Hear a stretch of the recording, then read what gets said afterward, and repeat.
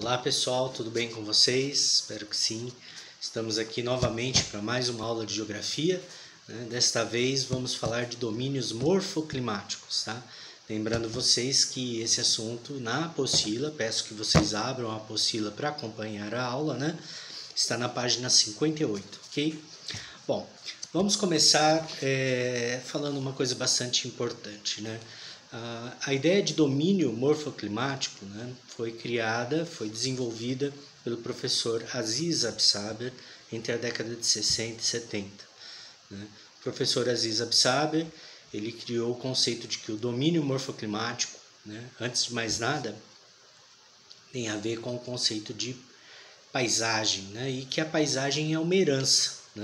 Ela é uma herança em dois sentidos. Ela é uma herança dos processos fisiográficos e biológicos de um local. O que são processos fisiográficos? Relevo, clima, vegetação, E também é uma herança como patrimônio coletivo dos povos que historicamente herdaram aquela área como território de atuação de suas comunidades. Então, nesse sentido, a preservação dos domínios morfoclimáticos para gerações futuras é uma coisa importantíssima, porque vai de encontro à ideia de desenvolvimento sustentável. Então, o Aziz Absaber já na época em que ele criou esses conceitos, fez esse estudo de domínio morfoclimático, ele já falava dessa importância. Quando nós falamos que paisagem é herança, a gente fala que essa herança ela é formada por processos de atuação antiga, que é a própria formação geológica do local, a própria formação da topografia, que levou milhares e dezenas de milhões de anos. E também de processos de atuação mais recente, que é o modelamento dessa estrutura topográfica, ou seja, a formação do relevo. E em cima disso é que vai se desenvolver um domínio morfoclimático. Então, esse processo de atuação mais recente, obviamente, levou milhares, centenas de milhares de anos aí na sua formação. E esse processo de atuação mais recente, em parte, já contava com a existência do Homo sapiens ocupando esse território, inclusive aqui no Brasil. Tá bom? Uma outra coisa importante que a gente vai ver é que o domínio morfoclimático ele é, na verdade, um conjunto de elementos naturais que formam uma unidade paisagística. Então, é o relevo, hidrografia, clima, a vegetação. Aí você pode falar também da ocupação humana, tá bom?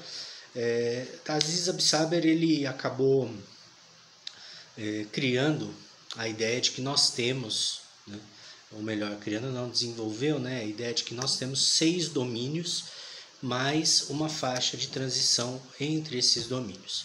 E nós vamos começar aí falando do domínio amazônico, tá? Então, primeiro nós vamos falar dos domínios morfoclimáticos florestais, tá bom? Então, vamos falar das áreas florestais, começando pelo domínio amazônico. Se você observar aí na apostila, no mapinha, dá uma olhada, olha a legenda. O domínio amazônico, ele está em verde escuro aí no mapa, E fala assim, domínio amazônico, terras baixas florestadas equatoriais. Tá?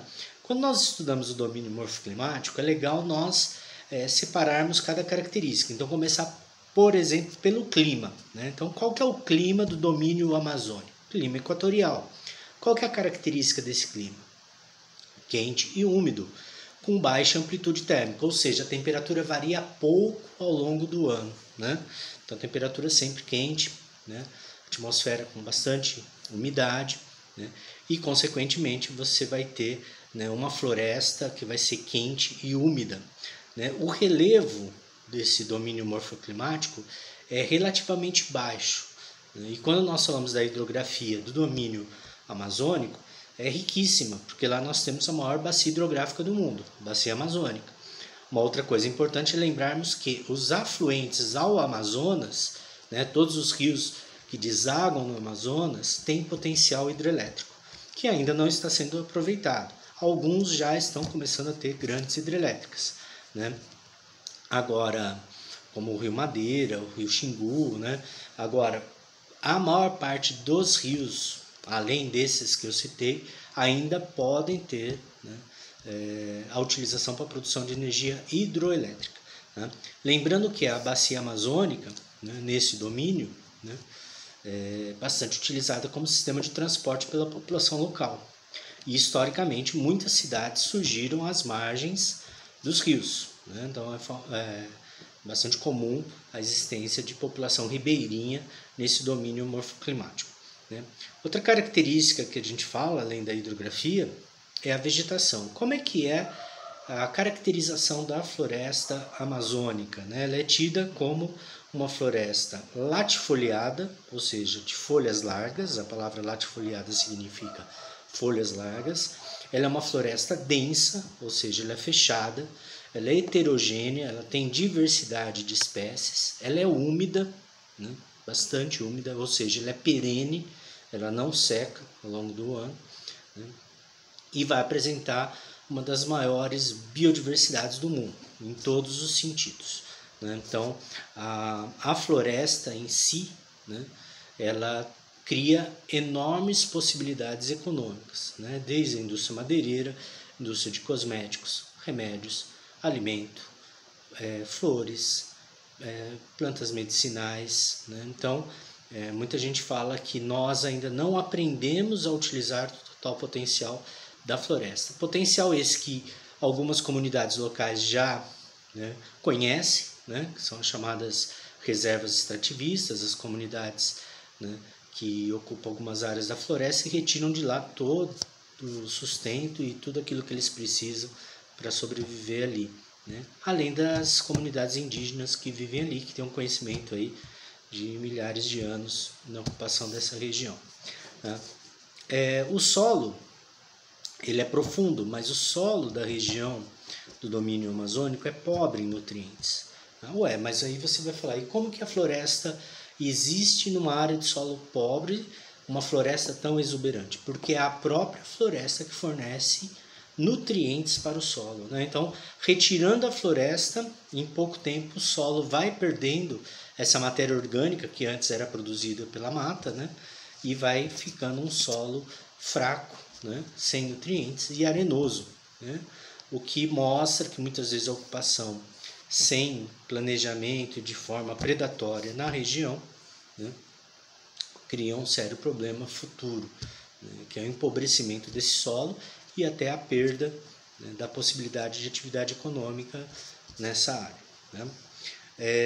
A ocupação humana é a menor do país, é a região menos urbanizada, né, até pela existência da floresta, mas atualmente os vestibulares têm dado bastante destaque, né, à expansão da fronteira agrícola em direção, né, cada vez mais adentro do domínio amazônico, provocando aí um aumento no desmatamento da floresta, que ocorre muitas vezes de forma predatória, sem planejamento e sem utilização até da própria madeira que eles cortam. Né?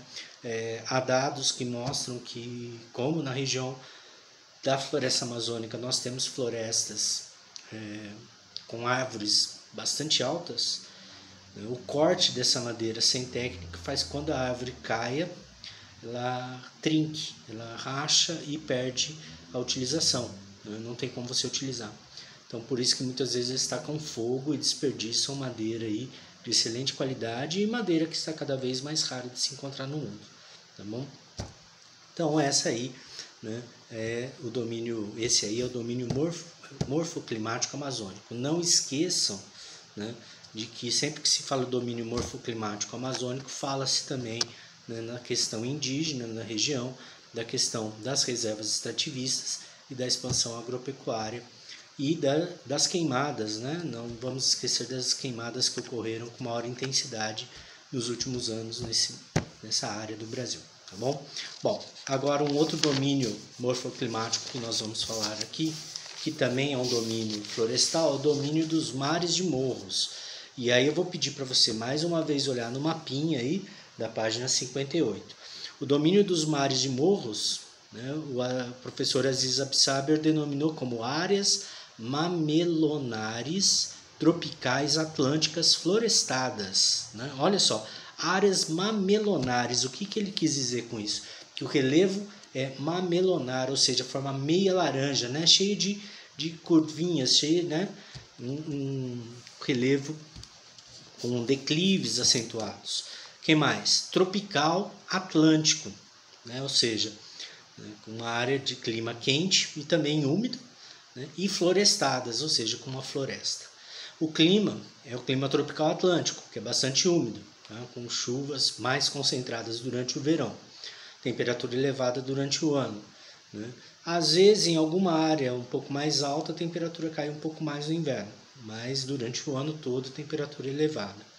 O relevo, como eu falei, tem um aspecto ondulado, com altitudes relativamente elevadas, e é rico nos morros convexos, que ele chamou de meias laranjas, né? Muito comum na divisa de São Paulo com Minas Gerais e Rio de Janeiro, ali, né? Na região da Serra da Mantiqueira, né? E que caracteriza bastante uma área que favorece a criação do gado leiteiro, né? Porque o gado de corte não se adapta bem a esse relevo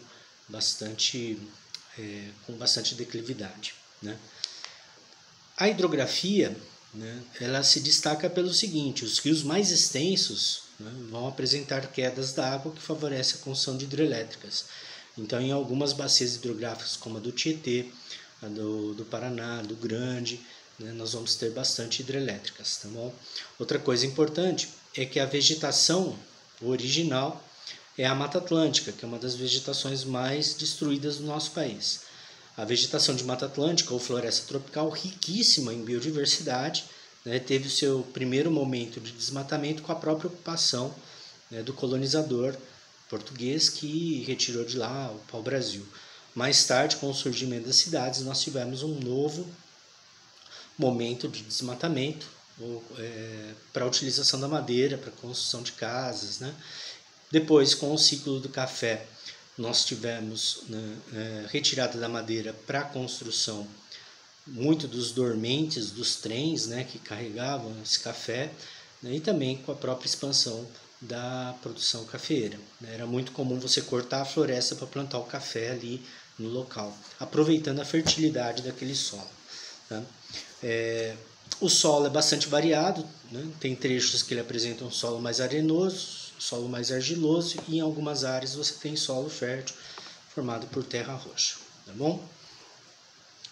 Agora vamos falar do domínio das araucárias. O domínio das araucárias, né, já é um domínio florestal do sul do país, né? A araucária é chamada de pinheiro do Paraná ou pinheiro brasileiro, né? A araucária, por ser um pinheiro, né, ele forma uma floresta que aparentemente, né, é homogênea, ou seja, composta por uma espécie só, né? Mas dentro dessa floresta de araucárias você tinha também outras árvores bastante importantes, como embuia, cedro, jacarandá. Também é importante destacar que dentro do bioma, né, do domínio das araucárias, você tem a erva mate, né, que é uma planta típica ali da região e utilizada bastante pela população local, né, para fazer o chimarrão, né, bastante cultivado. A araucária, por ser um pinheiro, né, ele apresenta a primeira característica, né, bastante marcante: é uma madeira fácil de ser cortada, né, e muito utilizada. Então, a primeira forma de ocupação da região destruiu muito essa madeira, porque ela era cortada em larga escala para aproveitamento, né? E é muito comum no sul do país você ainda ver muitas cidades com várias casas de madeira, né, que é meio que uma tradição, né, da região, né? O clima é o subtropical úmido. O clima subtropical úmido, lembrando, é um clima que ele tem chuvas regulares e queda de temperatura acentuada no inverno, né? E ao longo do ano é um clima mais ameno, tá? Apresenta elevada amplitude térmica, ou seja, no inverno a temperatura cai bastante, no verão ela sobe. Então, com isso, a distância entre a temperatura mais alta e a mais baixa, né, é acentuada, né? O relevo é planáltico, com destaque para os planaltos, né, com basálticos, com os tabuleiros que a gente fala, né, e com as escarpas, que são planados que terminam, né, de forma abrupta, né, formando inclusive em algumas áreas alguns cânions, né. A hidrografia, destaque para o Rio Paraná, né, que tem a maior hidrelétrica do Brasil, a hidrelétrica de Itaipu. Tá bom? Esse é domínio das araucárias, que é chamado Planalto Subtropicais com Araucárias, foi bastante devastado. E hoje a mata original de araucárias existe em pequenos núcleos de reservas públicas e particulares, mas em muito pouco. Tá? Bom, outra coisa de destaque, né? O que é a araucária? A araucária é uma árvore que nós chamamos de aciculifoliada, ou seja, folha em forma de agulha, beleza? Que é uma proteção ao frio. Né? Outra coisa que chama atenção é o fruto da araucária, que é o pinhão, que é altamente utilizado como alimento, né? E faz parte até da cultura do sul do país o consumo desse fruto. Tá? O solo, né, da região é fértil e profundo, né? Porque quando você tem árvores de grande porte, o solo precisa, né, uma forma da árvore se desenvolver é ter um solo profundo para poder dar sustentação ao tamanho dessa árvore, tá bom? Bom, então aí nós falamos dos domínios, né, arbóreos, né, ou florestais, né? Agora nós vamos falar dos domínios arbustivos, aqueles em que você já vai ter vegetação de menor porte, menor tamanho, né? Começando com o cerrado, né? Então dá uma olhadinha aí no mapa, mais uma vez aqui, ó, página 58, né? Domínio dos cerrados. É o segundo maior domínio morfoclimático do Brasil em área, né? Mas que está bastante modificado. O cerrado é chamado aí de chapadões tropicais interiores com cerrados e florestas galerias, ok? E o que a gente fala do cerrado, né? Primeira coisa, qual que é o clima do cerrado, né? O cerrado ele tem um clima tropical típico ou chamado tropical continental, que é um clima caracterizado por uma estação chuvosa, que é o verão, e uma estação seca, que é o inverno. Então, no verão, o cerrado está bastante verde, bastante florido, né? E no inverno já há uma mudança drástica, né? O solo fica seco, as árvores e os arbustos perdem parte de suas folhas, né? E fica com essa secura, é muito comum ocorrer incêndios, né? Detalhe interessante, o cerrado, por ele ter uma parte próxima ao solo, né? No solo, formado por gramíneas com arbustos, quando tem esses incêndios naturais, esse capim que é queimado, a cinza, né, tem uma coisa interessante, que ela vai acabar anulando a acidez natural do solo. Então esses incêndios naturais que ocorrem no cerrado são até benéficos para o bioma, porque ele vai cortar um pouco da acidez natural desse solo, né, que é um solo ácido. Então, a vegetação ela se adaptou a esses incêndios de que forma? Né? Esses arbustos eles têm caule grosso, com casca grossa, folhas pequenas, eles crescem retorcidos por conta da acidez do solo. Né? Agora, o que acontece? Como o cerrado tem capim, né, uma vegetação, né, herbácea com arbustos, né, uma das primeiras formas de ocupação do cerrado foi a pecuária. Né? E no inverno é muito comum, onde você retira os arbustos e mantém esse capim, né, é muito comum dar algumas pragas que atacam o gado, né, como por exemplo carrapatos, né? Então, e até para que promova um rebrote desse capim mais forte, né, alguns fazendeiros põem fogo no pasto, só que esse fogo ele se alastra, né, e vira uma tragédia. Então é muito comum algumas questões de vestibular, né, falarem dessa situação da utilização do cerrado, né, para pecuária e dos incêndios que são comuns nessas áreas. Né? Mas outra coisa que chama atenção também é que o relevo, né, da região do cerrado é chamado relevo planáltico, com chapadões, né, ou chapadas, né, que são platôs, formato retangular, né? Você tem também áreas relativamente planas nesses planaltos e, consequentemente, uma das culturas que mais se expandiu e que hoje é a grande responsável pela ocupação do cerrado é o plantio de soja. Né?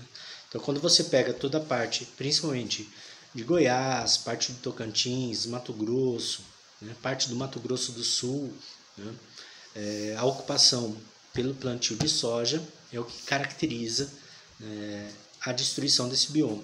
Então, se caírem questões falando do que tem destruído, intensificado a destruição do cerrado, né, é o plantio de soja, que para que ele ocorra tem que ter correção do solo, até porque o solo é ácido, então é muito comum eles jogarem calcário, esse processo é chamado calagem, né, e a calagem ela vai fazer com que o solo não fique tão ácido e desenvolva a cultura da soja. Tá bom? A hidrografia tem bastante destaque nos últimos anos no vestibular por conta do quê? De que o cerrado, a área do cerrado é considerada a caixa d'água do Brasil, porque ali nessa região central do Brasil, nessas chapadões que eu falei para vocês, surgem várias microbacias hidrográficas que abastecem bacias maiores, né? Então você tem vários rios que nascem ali e que abastecem rios maiores. E esses rios maiores vão fazer ligação com outras regiões. Então tem um destaque para o rio Tocantins, para o rio Araguaia, para o rio Paraguai, para o rio Paraná. Né? Então muita gente fala, destruindo, né, o bioma, né, não se preocupando em preservar essas nascentes, essas bacias hidrográficas, você pode afetar áreas bem distantes dali, né, que vão ter uma diminuição do volume da água, né, e isso já está sendo percebido, né, nos últimos anos. Então, não se esqueçam, destaque para essa expansão agropecuária que para muitos é vista como predatória, tá? Sem respeitar o bioma.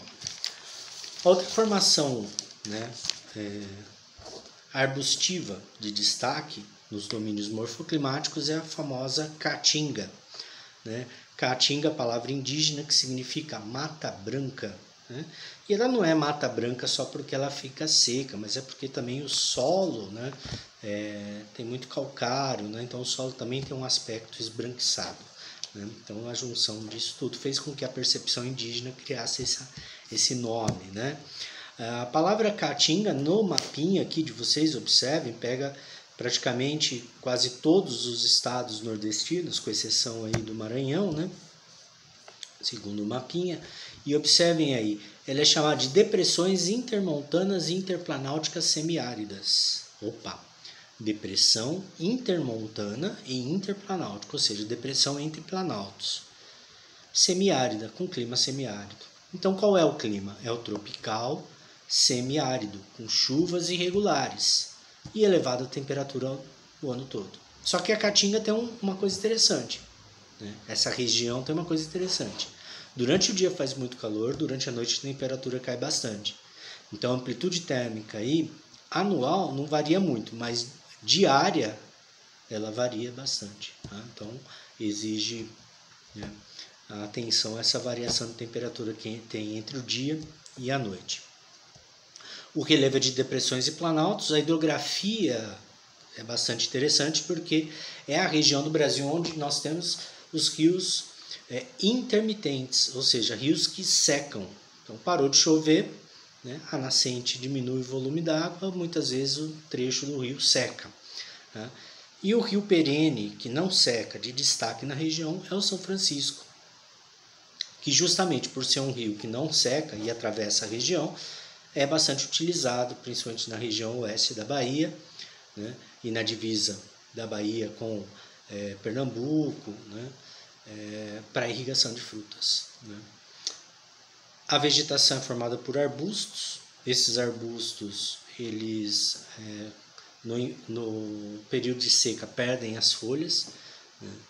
Eles têm raízes profundas e o destaque também são as cactáceas, né, chamadas plantas xerófilas, que são plantas adaptadas à falta d'água, substituindo, né, são plantas que substituem a folha por espinho, acumulam água, né, dentro dela, do caule, né, e a caatinga, diferente do que nós pensamos, é um bioma rico, né? Ele apresenta uma diversidade biológica relativamente rica, né, e de destaque, principalmente porque só existe no Brasil, né? Então ele é um bioma típico do nosso país. Outra coisa, com relação ao solo, é um solo profundo, rico em minerais e argila, e muitos sais minerais, fazendo com que em muitas áreas o solo seja salino. Então, quando você fura um poço, a água vai sair salobra, vai sair uma água, né, que não é potável totalmente, porque ela tem sais, tem um excesso de sais, né? Outra coisa de destaque é a ocupação humana bastante antiga, com prática de pecuária, né? Uma pecuária com gado, né, que fica magro, muito magro no período de seca. Não é uma pecuária de destaque para a produção de carne, mas é uma pecuária de destaque para a indústria do couro, como foi falado na aula anterior, né? Uma indústria bastante rica, né? Uma indústria artesanal muito rica, né? De selaria, roupas, chapéus, né? E de bastante riqueza, principalmente no sertão e no agreste, tá bom?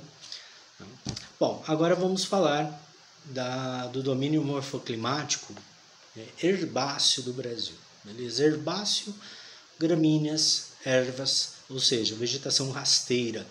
E esse domínio, né, é chamado de pradarias. Tá? O Aziz Absaber chamou de pradarias, coxilhas subtropicais com pradarias mistas. Né? Esse domínio morfoclimático predomina no extremo sul do país, né? Principalmente no Rio Grande do Sul ali. Se você olhar no mapinha aí, mais uma vez, está em amarelo, né? Amarelo, né? Um pouco mais escuro aí, tá joia? Bom, por ser uma vegetação composta basicamente por gramínea, né, a primeira ocupação econômica foi a criação de gado de corte. Né? Só que qual que é o clima do local? O clima é subtropical, com chuvas regulares o ano todo, né? Mas é um clima também que não tem estação seca, então o pasto está sempre verde. Então favoreceu muito essa pecuária que é tradicional na região. Tá? Então a área do Pampa, né, ou das pradarias, é a área tradicionalmente produtora de carne, né, de gado de corte, né, e o Rio Grande do Sul é um grande exportador de carne por conta disso. Né? Destaque que as pradarias elas se estendem também parte do Paraguai, parte do Uruguai, parte da Argentina. Tá? Bom, o que mais? O relevo é levemente ondulado com colinas que são chamadas de coxilhas. Né? E o solo é diversificado com algumas áreas férteis e algumas áreas arenosas. Aí é que está o problema. Essa área também é muito ocupada para o plantio de arroz, para o plantio de trigo e de soja e, consequentemente, gado de corte. Né? Então, o que acontece? Quando você tem um excesso de utilização, né, dessa região pelas atividades agropecuárias, você pode ter a formação de áreas arenosas, né? Um processo de desertificação que a gente fala. Tá bom? Então, o destaque é esse. Em algumas áreas das pradarias há um processo de desertificação, muitas vezes provocado por ação humana, né? Por excesso de atividade agropecuária no local. Tá bom? Legal. Agora nós vamos falar das faixas de transição. Né? As faixas de transição são os limites entre esses domínios morfoclimáticos. Né? Aziz Absaber fala que em algumas dessas áreas não fica bem definido qual é o domínio predominante, né? Mas nós temos nessa faixa de transição, né, de acordo com a apostila de vocês, alguns destaques também. Algumas áreas que apresentam, né, uma paisagem, uma vegetação bastante marcante. Lembrando que, né, essas faixas de transição são chamadas de ecótonos, né, e eco vem do grego, né, deriva da palavra oikos, quer dizer casa, né, e tonos vem de tonus no latim, que significa tensão. Tá? Então, é uma área de transição aí de biomas. O maior destaque que nós temos, né, o que mais chama atenção quando a gente fala, é a Mata dos Cocais. Né? A Mata dos Cocais ela vai ter destaque para Carnaúba, né, que aparece principalmente no estado do Ceará. A Carnaúba é uma palmacéia que é chamada de árvore da vida lá no Ceará. Por quê? Porque a raiz faz remédio. Né? dos frutos se alimentam os animais. Do tronco e das folhas se utiliza até para fazer telhado, fazer as casas, fazer artesanato, cestaria, né? E mais do que isso, você retira a cera da folha e essa cera ela é utilizada na indústria de cosméticos, utilizada na fabricação de fio dental, por exemplo, conservação de frutas, cera de polimento de automóveis. Então tem um largo uso pela indústria, né? E bastante importante então a mata de carnaúba como fornecedora de matéria-prima para a indústria das mais variadas. O buriti é um outro tipo, né, de palmacé que nós temos no Brasil, mas que não aparece só no Brasil, ele aparece em toda a América do Sul, até na Venezuela, né? Mas o buriti ele é interessante porque ele aparece em todas as regiões do Brasil, né? Basta ter alguma condição, como por exemplo, um solo meio encharcado, próximo a rios, né? Você pode encontrar buriti. A única região que vai ser menos visível buriti vai ser no sul mesmo, né? Mas no norte, no nordeste, no centro-oeste e no sudeste ele é encontrado, né? Ele tem um fruto que é rico em vitaminas, sais, minerais, né? E do qual se faz doce, suco, licor, né? O óleo do fruto, né? Se faz remédio, vermífugo, cicatrizante, cosméticos, então também tem bastante utilização pela indústria, né? E o último, né, de destaque é o babaçu, né? O babaçu, né, é mais presente no Maranhão e no Piauí, e o babaçu tem uma coisa interessante, você utiliza bastante o coquinho dele, do qual se extrai um óleo, né? Então você extrai o óleo da semente do coco do babaçu, que é utilizado na culinária, né, como óleo de cozinha mesmo, na indústria de cosméticos e também como biocombustível, tá? Para quem é de Araraquara, né, nós temos ali na praça do Parque Infantil, né, a praça é cercada por coqueiros de babaçu, né? Quando a praça foi criada, né, foi o projeto dela, né, esses babaçus eram para representar os estados brasileiros, né? Então a princípio foi plantado, né, no número de estados do nosso país, né? Mas depois cercou-se toda a praça e até hoje eles estão lá, tá bom? Bom, pessoal, é isso, né? Nós encerramos aqui essa aula sobre domínios morfoclimáticos, tá? Peço a vocês que leiam a apostila e vejam o material que eu vou colocar no nosso grupo de estudo, tá bom? E façam os exercícios também que serão colocados ali, tá bom? Qualquer coisa manda mensagem no grupo para mim, tá joia? Um forte abraço e até breve, tá?